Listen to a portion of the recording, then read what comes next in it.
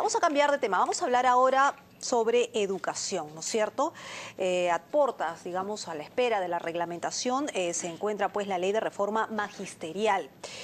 Sin embargo, los maestros afiliados tanto al SUTEP de distintos lugares como Pasco, Cusco, Apurímac, Madre de Dios y Lambayeque, el día de hoy van a estar en Lima para presentar finalmente ante el Tribunal Constitucional, ¿no es cierto?, esta demanda de inconstitucional. Pero por otro lado, el SUTEP también, ¿no es cierto?, liderada por René Ramírez, también van a presentar esta demanda de inconstitucionalidad. Vamos a hablar precisamente sobre la ley de reforma, qué implica, qué se ha hecho, qué no, qué se ha avanzado y qué no. Y estamos con René Ramírez, secretario general del SUTEP, y con Ricardo Cuenca, miembro del Consejo Nacional de Educación, para tener dos puntos de vista respecto a esta ley. ¿Qué tal? Muy buenos días. Muchísimas gracias por venir. Gracias por la invitación. Empecemos con esta demanda de inconstitucionalidad. Cuéntenos un poco cómo va, porque hay ya tres grupos prácticamente, ¿no? Estamos hablando del SUTEP de Cusco, Pasco, Apurímac, Madre de Dios y Lambayeque, que hoy están en Lima para presentar esta demanda. Está el SUTEP, liderada por usted, pero también estaba leyendo que CONARE SUTEP, presidida por Zenón Pantoja, también está recolectando firmas. Entonces, distintas facciones, pero con pedidos distintos además, ¿no? Mira, Carla, hay que aclarar a la población que incluso hasta un maestro de manera individual puede presentar una demanda de inconstitucionalidad, siempre y cuando cumpla con los requisitos que señala la ley, ¿no? 5.000 firmas válidas, saneadas por el Jurado Nacional de Elecciones, la RENIEC. Nosotros desde el principio hemos anunciado que cuestionamos esta ley, tenemos una posición firme al respecto y además hemos dicho al magisterio que de esta ley cuestionamos algunos aspectos que creemos que han vulnerado no solamente los derechos de los maestros, sino la misma constitución política del Estado. Y por eso estamos preparando esta demanda, ¿no? Queremos, por ejemplo, la anulación de los niveles adquiridos por el magisterio, que logro que se ha hecho al amparo de una ley no vigente en su momento, y que según la misma constitución dice claramente de que un derecho otorgado no es objeto de disminución, mucho menos de anulación. Entonces esto de los niveles vamos a demandarlo, ¿no? En cuanto a la primera disposición complementaria, transitoria y final de esta ley. Esa es una. Luego el tema de la anulación de derechos económicos, como por ejemplo la bonificación de la preparación de clases, ¿no? Que es un derecho también otorgado y que ha sido demostrado de que es un pago excepcional que se hacía al maestro por una labor que se hace fuera de la jornada laboral. Lo que sucede con cualquier otro trabajador que después de hacer un trabajo fuera de cumpliendo su jornada tiene un pago extra. Eso es lo que significaba la bonificación por preparación de clase. Punto 3. Luego algunos otros derechos, como por ejemplo la participación del gremio de los maestros organizados en los eventos o procesos donde se ventilan derechos magisteriales, que son varios artículos. Luego algunos de los artículos que están considerando sanciones excesivas, ¿no? al magisterio, incluso sin tener en cuenta los procesos debidos, ¿no? Incluso a un maestro que simplemente por el hecho de ser acusado, simplemente antes de comprobarlo, prácticamente se la deja fuera, ¿no? Esas y otros, ¿no? Que no son muchos los artículos, somos como 6 o 7 artículos que los abogados que están trabajando con nosotros, por supuesto constitucionalistas, están preparando esta demanda. Por nuestra parte, como gremio, lo que estamos haciendo es procesar todo un conjunto de firmas recogidas. Nosotros hemos recogido 20.000 firmas. Hay maestros que han estado reclamando por qué no ha llegado a la base, pero sin embargo es un trabajo que tenemos que hacerlo rápido. Necesitamos 5.000 firmas válidas. ¿Cuándo, ¿no? lo van a presentar? Estamos, como te repito, Carla, procesando. Estamos acabando de preparar el software para que luego entreguemos la firma junto con los planillones al Jurado Nacional de Elecciones. El Jurado Nacional de Elecciones a su vez entregará a la RENIEC para su validación y cuando tengamos la resolución con las 5.000 firmas válidas estaremos presentando esta demanda. Señor Cuenca, sabemos que usted sí está de acuerdo con la ley de reforma magisterial, ¿no? Sí, sí estoy de acuerdo. Muchas gracias por la invitación. Además siempre es interesante conversar con René, porque yo creo que lo que se está planteando acá es un cambio en los enfoques, es decir, las leyes en general en América Latina, las leyes y los estatutos docentes son normas relativamente nuevas en el marco de la historia de la educación, digamos, ¿no es cierto? No tienen muchos años de vigencia y van evolucionando. Y yo entiendo muy bien los planteamientos del sindicato cuando quieren presentar alguna nulidad respecto a lo que se ha aprobado, porque tiene que ver con una idea de profesión que, digamos, en la academia llamamos profesión burocrática, es decir, aquella que tiene un sentido de pertenencia institucional y donde hay un jefe y un empleador y un empleado, y entonces la relación se vuelve directamente contractual con ellos, ¿no? Sin embargo, hay también nuevos enfoques que tienen que ver con la idea de mirar de manera más integral el desarrollo profesional de los docentes. Yo creo que en eso estamos de acuerdo todos, ¿no es cierto? Que acá lo importante, más allá de la norma en específico, tiene que ver con velar con el desarrollo profesional de los docentes, porque lo que no podemos permitir en este país es que se siga maltratando al magisterio. Claro, pero en ese sentido hay puntos que he recabado, los tres principales puntos del profesor Ramírez, ¿no es cierto? Y es la anulación de los derechos adquiridos, ¿no es cierto? La anulación de los derechos económicos por el trabajo de preparación de clases, ¿no es cierto? Y el 3, que es la participación del gremio en eventos magisteriales y sanciones excesivas, ¿no es cierto? Esos son los puntos importantes para ellos. Sí, a ver, el primer punto es bien interesante porque tiene que ver con, más que con derechos adquiridos, con la denominación de los niveles y con las escalas y cómo pasar de un sistema del régimen, de los regímenes anteriores, la ley de profesorado y la carrera pública, a la nueva ley de profesorado, cambia la escala de los niveles. Pero yo lo que he sostenido desde el principio, después de hacer también mi propio análisis del contenido de la ley de reforma magisterial, es que esto es un cambio de escala, más que una degradación. Es decir, es como que utilicemos, y eso los profesores saben muchísimo mejor que yo, una escala vigesimal para evaluar de 0 a 20, y con 11 digo estoy aprobado, a partir de 11 para arriba, o que yo utilizo una escala de 0 a 100, y lo que antes correspondía a 0,8 ahora corresponde a 60. Es decir, el cambio de nivel es un cambio a la larga bastante más nominal que de sentido y contenido, porque es un cambio en la escala del asunto. Antes había con la ley de carrera pública 5 niveles y ahora hay 8, ¿no? Con la propuesta, con la ley de reforma aprobada. Entonces, ahora, en el análisis hay que ver si eso afecta también los derechos. Lo que no está afectando, hasta donde conocemos, es el incremento que va a tener en el salario de los maestros. Es decir, puedo bajar de nivel nominalmente, pero mi salario no va a modificarse, sino inclusive va a incrementarse. Vamos a hacer una entre paréntesis para ver punto por punto, profesor. Pero ustedes sí argumentan que están atentando sus derechos. Por supuesto que, como poníamos un ejemplo en su momento, ¿no? Y esto ha sido muy discutido, haciendo una comparación, por ejemplo, con los militares, ¿no? A un general le dicen, ¿sabe qué, general? Te bajamos mañana, capitán, pero no te preocupes porque de todas maneras vas a ganar un poco más. Este general estoy seguro que no va a aceptar porque no solamente se trata de asuntos de remuneración, sino incluso de posibilidades de acceso a cargos, ¿no? Este general rebajado a capitán no podría acceder a un cargo que como general podría hacerlo. Eso es lo que sucede en este momento y eso es lo que está provocando en este momento en el magisterio. Han llegado todos los días ahora al sindicato problemas en los colegios donde están haciendo, por ejemplo, la conjugación de los cuadros de horas para el año que viene. Sin embargo, se preguntan, ¿y qué ley vamos a aplicar? ¿No? ¿Cómo quedan los maestros? Unos han subido, otros han bajado. ¿En qué momento han bajado?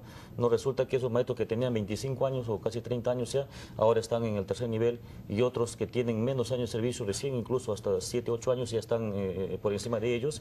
Ahora, ¿quién queda excedente si es que ese colegio hay excedente y está quedando excedente uno que ha sido rebajado de nivel? Pero alguien entonces, le podría decir, están generándose. El que no la debe no la teme, porque finalmente si uno está seguro, si un maestro está seguro de su probabilidad de frente a la evaluación, podría aceptarla. Nadie está diciendo eso. Eso para nosotros es un tema cuya discusión ya se agotó, Carla. Nosotros no tenemos miedo a ningún tipo de competencia, de concurso, de evaluación. No tenemos miedo completamente nada de eso. Lo que hay que evaluar son hechos concretos en su momento. Y lo que está generando en este momento es una especie de vacío legal, ¿no? de desgobierno en cada colegio, en el sistema educativo, en donde los maestros, ¿no? que tenían ya derechos adquiridos, hoy día se les ha quitado y están en inferioridad de condiciones y van a quedar incluso fuera, excedentes en algunos colegios por encima de otros maestros que teniendo menos tiempo de servicio están en posibilidades. Sí, yo le he dicho, yo entiendo mucho la preocupación de este ejemplo que se lo he escuchado a René y a otros colegas del sindicato en otros momentos en la discusión de la ley, en este ejemplo de general y de capitán, ¿no es cierto? Y esto lo que desde mi punto de vista denota es un alto grado de reclamo por reconocimiento, ¿no es cierto? Por un reconocimiento social que debemos dárselo a los maestros. Más que en el contenido real del asunto, porque el cuadro de asignación de horas es verdad, ¿no es cierto? Puede generar un inconveniente que tendrá que reglamentarse lo más pronto posible para poder solucionar el asunto, pero lo que desde mi punto de vista tiene en el fondo es un reclamo válido por un tema que tiene que ver más con el simbolismo y el reconocimiento que se merece el magisterio que por efectos reales en el proceso de carrera, ¿no? Y creo que eso es una alerta bien importante que todos debemos tener, porque yo sostengo y sostendré siempre que no puede haber cambio en educación sin maestros. Y el atacarlos y maltratarlos no va a generar ningún cambio posible. Entonces, yo creo que esto sí es atendible por el Estado en general, por la sociedad, por el Ministerio de Educación, por la prensa, en ver que este último año, el año pasado sobre todo, ha sido un reclamo muy fuerte por reconocimiento y un reclamo muy fuerte por decir que mi trabajo es un trabajo que vale y que no tiene por qué ser menospreciado. Pero en el fondo entonces es un tema de conversación y comunicación que se puede arreglar o no, o necesariamente para que haya cambio hay que obviamente hacer una evaluación. Yo siempre voy a creer en la conversación, ¿no es cierto? Claro, y siempre voy a creer en en términos prácticos, digamos, Ajá. Pensando y en aras ya de lo mejor para la educación en nuestro país. Entonces, porque muchos dicen que para pasar tortilla hay que romper huevos, ¿no? Entonces, tal vez eso es lo que no les está gustando mucho. Pero sin satanizar a nadie, porque yo también creo que yo creo en los sindicatos y creo que los sindicatos son unos actores fundamentales en cualquier proceso y en el mundo laboral y en cualquier noción de trabajo. Y por eso yo creo que el reclamo es válido, es decir, es tratar de pelear por un conjunto de derechos, pero esto no significa en ningún caso que tampoco se satanice a los maestros de tal manera y menos al sindicato.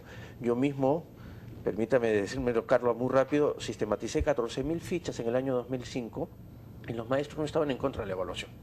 Lo que están en contra es de una mala evaluación, como estaríamos tú y yo o cualquier persona. Obvio. Vamos a pasar rápidamente al otro tema, ¿no es cierto? Porque los derechos económicos van... Algo rapidito en esa parte. Yo creo que se ha dicho un elemento fundamental el tema de la conversación, el diálogo. Nosotros vamos a seguir apelando al diálogo. No más huelgas. Creemos, mira, no más huelgas. pero cuando se agote el diálogo y no se soluciona, tenemos que llegar a eso. Pero a lo que me quería referir es lo siguiente. En este momento hay un problema, ¿no? Y yo pediría desde aquí al Ministerio de Educación públicamente de que este problema se solucione, que se suspenda todo tipo de proceso de racionalización, porque mientras se espera la reglamentación de esta ley, se está aplicando tal como está y se está perjudicando tremendamente a muchos maestros en cada uno de los colegios. Justo a ese punto iba. La ley todavía falta ser reglamentada, pero ya se están tomando algunas acciones respecto a esto. Que no puede haber vacío legal, como dicen los juristas, ¿no? Dicen, ¿qué ley se aplica? La ley, las otras leyes han sido derogadas. ¿Cuál está vigente? Es esta. Entonces, lo que se aplica es esta. Entonces, en ese tema del acomodo de los cuadros de horas, ahí es donde están perjudicando esos los maestros que hemos sido rebajados de nivel, en comparación con los otros que han sido subidos. Entonces, ahí el problema, donde hay disminución de estudiantes, hay racionalización, hay excedentes. ¿Y quiénes están quedando excedentes? Aquellos maestros que han sido, según el Ministerio de Educación, rebajados momentáneamente, pero ya pueden quedar fuera del trabajo. Pero ya han perdido plazas. Ya perdieron plazas y van a perder su plaza en este momento. Ese es el problema.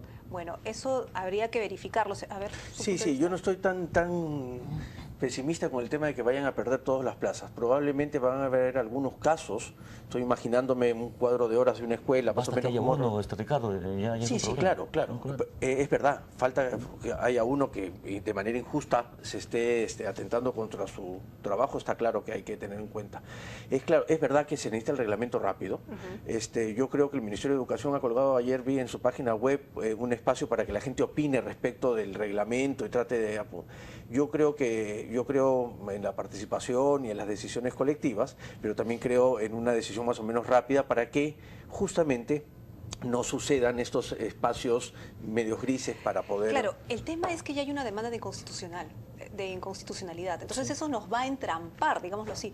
¿No sería mejor que si ustedes, porque a diferencia del otro grupo, digamos, exigen la derogatoria de la norma en general, ustedes no están de acuerdo, el SUTEP, digamos, no está de acuerdo con algunos puntos, ¿no sería mejor discutir esos puntos en lo que se va reglamentando la ley que plantear una demanda de inconstitucionalidad? Lo que nosotros queremos, Carlas, es demostrar los aspectos, artículos y disposiciones de esta ley que están vulnerando la Constitución Política del Estado. Y una ley, un artículo, una disposición de una ley que esté en contra de la Constitución tiene que ser cambiada. ¿Hay vulneración? Y eso es lo que vamos a hacer nosotros. Yo no soy abogado, lamentablemente no tengo idea, pero me imagino que en el Tribunal Constitucional y las instancias del caso tendrán que determinar qué tan inconstitucional o no lo es, ¿no? Pero eso no frena un poco el tema de la reglamentación de la ley, digamos, no, mientras tanto no, porque a ver, pasó lo mismo con la Ley de Carrera Pública Magisterial en el 2007, también se interpuso una demanda de inconstitucionalidad, se falló en contra, por eso se implementó esa ley, que bueno, ha sido derogada ahora, ¿no? Entonces, y mientras tanto siguió avanzando, o sea, hubo 25% de los maestros que pasaron ahí, Sí, ¿no? pero ahí se prestaron al juego estos sectores que ahora dicen presentar ahora demandas contra toda la ley, ¿no? Porque ellos son los que presentaron una demanda contra toda la ley 29062 llamada de carrera pública magisterial, y el tribunal dijo, bueno, este artículo no choca contra la Constitución, por lo tanto es constitucional. Y eso es lo que ahora van a hacer nuevamente. Esto es lo que van a hacer realmente es legitimizar esa ley, no presentando una demanda por supuestamente toda la ley.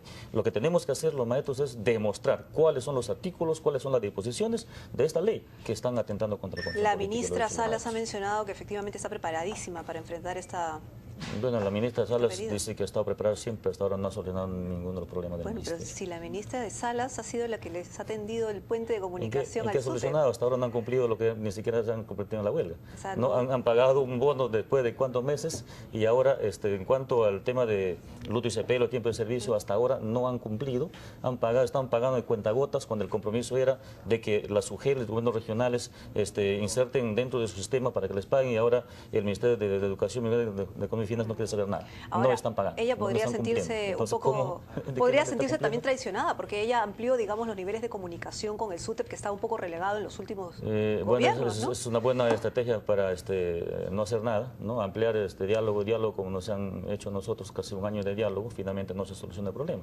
Entonces el asunto no es dialogar, simplemente, sino dialogar, pero dando soluciones. Pero usted no mencionaba que el diálogo era bueno, eso era lo que Sí, para nosotros sí, y vamos a seguir diciendo eso, ¿no? Pero tampoco vamos a permitir que las autoridades utilicen, ¿no? El diálogo simplemente para entrampar, para hacer que el tiempo corra y no se solucionen los problemas. Ustedes ¿no? también entrampan. Nosotros vamos a seguir dialogando, estamos pidiendo ahora al Ministerio de Educación para que reiniciemos el diálogo, como le estamos pidiendo a la PCM, que ha aperturado una mesa de diálogo multisectorial y hasta ahora no ha dado ninguna solución. Pero antes de irnos, usted menciona diálogo y qué sé yo, pero al mismo tiempo, de alguna manera le quita fuerza a la ministra, ¿no? Porque dice que no ha cumplido, que entonces... Tengo derecho, Carla, a reclamar a alguien que está dialogando y que no está cumpliendo. Muy bien. ¿no? Bueno, finalmente... Sí, yo solamente creo que esto debe ser una oportunidad en el país para que ganemos institucionalidad, para que el sindicato se fortalezca como instancia fundamental en el proceso de discusión de asuntos magisteriales y educativos en general,